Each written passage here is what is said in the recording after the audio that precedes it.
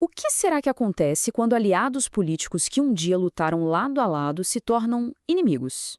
Pois é, hoje a gente vai mergulhar fundo numa briga que abalou a direita brasileira, a do youtuber Nando Moura contra o Movimento Brasil Livre, o MBL.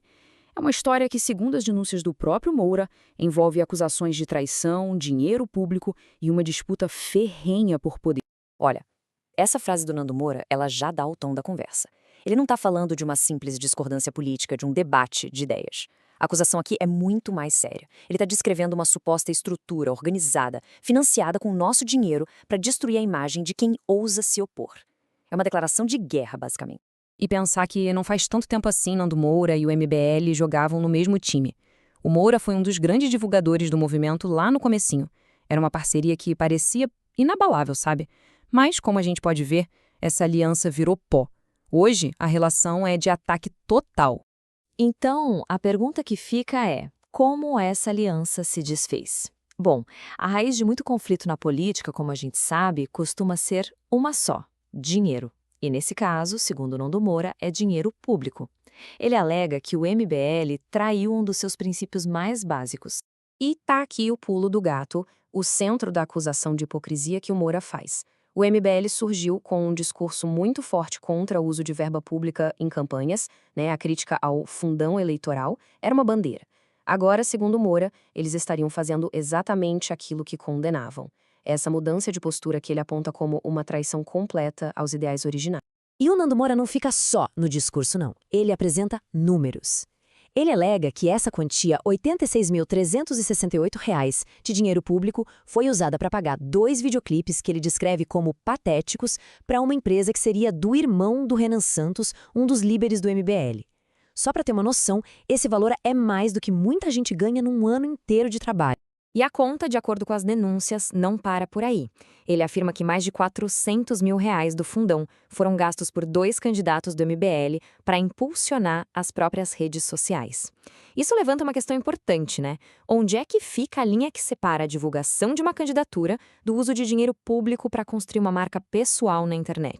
E aí vem essa acusação que é visualmente muito forte. R$ 41 mil em dinheiro público que supostamente teriam sido entregues numa caixa de papelão, não por transferência, não de forma oficial. Essa imagem de uma caixa de papelão, ela evoca toda uma ideia de coisa feita por baixo dos panos, né? É um detalhe que o Moura usa para reforçar a narrativa dele de falta de transparência.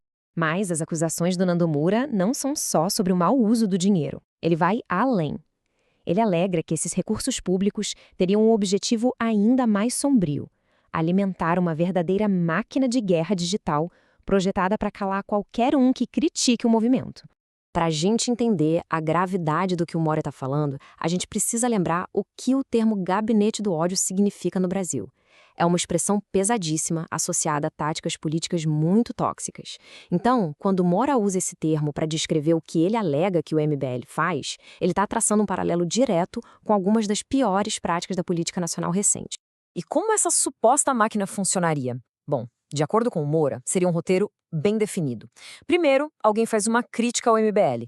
Em seguida, uma equipe, que seria paga com dinheiro público, parte para o ataque direto. E para finalizar, uma onda de perfis online entra em ação para amplificar o ataque e soterrar a crítica original. E olha, o Moura não faz só acusações genéricas. Ele dá nomes. Ele aponta pessoas que, segundo ele, estariam na folha de pagamento de políticos do MBL, recebendo até R$ 9 mil por mês, com dinheiro de impostos, para participar dessa suposta guerra de informação. Ao fazer isso, ele tenta tirar a acusação do campo abstrato e trazer para algo concreto, que poderia ser verificado. Toda essa série de acusações do Nando Moura desenha um cenário de um movimento que, na visão dele, teria se perdido completamente. E essa suposta perda de rumo estaria agora sendo transformada em lei dentro do novo grande projeto do MBL, a criação de um partido político próprio, o Partido Missão. Isso aqui não é só uma crítica, é uma condenação total. O Moura está afirmando que o estatuto do Partido Missão, que deveria ser a base de um movimento liberal, na verdade, cria uma estrutura de poder extremamente centralizadora. E ele diz que a prova disso está lá, escrita no papel. Vamos dar uma olhada nos pontos que o Moura levanta. Ele fala de um poder centralizado, onde a cúpula nacional pode simplesmente ignorar e dissolver diretórios locais. Aponta brechas que, segundo ele, facilitariam o nepotismo. Regras de expulsão tão vagas que qualquer discordância poderia ser punida. E, talvez o mais estranho, a criação de membros natos, uma espécie de elite com poder vitalício dentro do partido. Isso soa democrático? E aí tem esse detalhe, que parece pequeno, mas que o Moura diz ser muito revelador. A previsão de gastos com restaurantes e lanchonetes no estatuto. Para quem está de fora, pode parecer normal, mas na política brasileira, ele argumenta, isso é um conhecido sinal de alerta.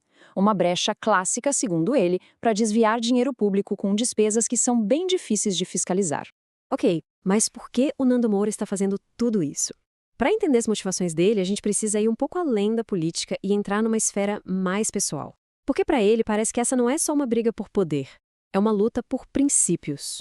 Essa briga é muito pessoal para o Nando Moura. Ele se coloca como um herdeiro de uma luta que vem de família. Ele conta a história do pai dele que teria arriscado tudo para denunciar a corrupção na própria cidade.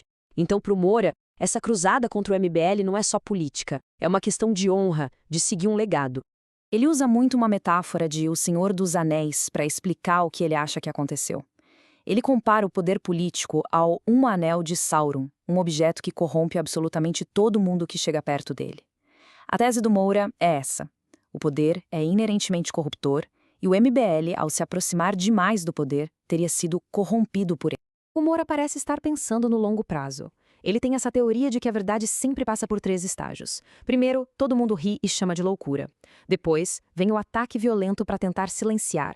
E só no final, ela é aceita como óbvia. É como se ele estivesse se posicionando não só como um crítico, mas como alguém que acredita que a história vai provar que ele estava certo. E no final, toda essa saga do Nando Moura contra o MBL nos deixa com uma pergunta. Uma pergunta que é bem maior do que eles e que ecoa através da história da política. Será que é possível para um movimento de protesto chegar ao poder sem se tornar parte do mesmo sistema que ele jurou combater? É possível manter os princípios originais intactos quando se conquista o poder? A resposta, pelo visto, ainda está sendo escrita.